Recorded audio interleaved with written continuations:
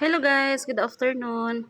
Ayan guys, magluluto ako ng tortang sitaw. Ayan, naghiwa-hiwa na ako ng sitaw. Ayan, hiniwa-hiwa ko siya ng maninipis.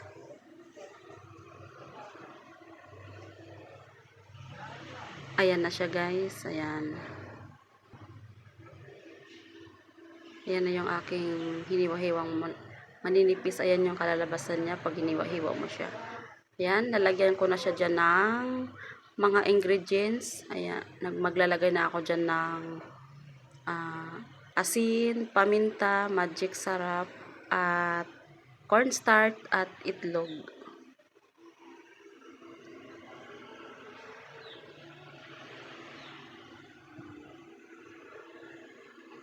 Ayan, sa mga may anak dyan na hindi kumakain ng gulay ay pwede nyo itong gagawin guys.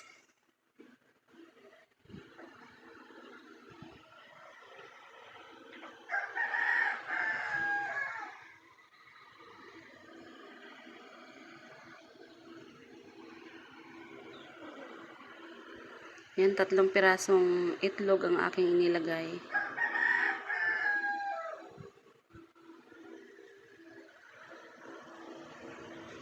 Ayan.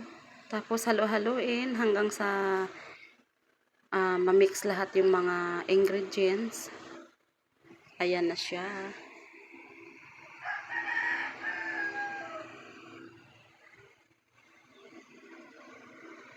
Ayan, piniprito ko na siya guys.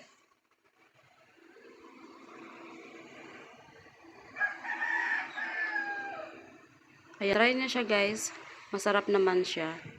Sa mga hindi pa nakasubok, ayan, try nyo ito.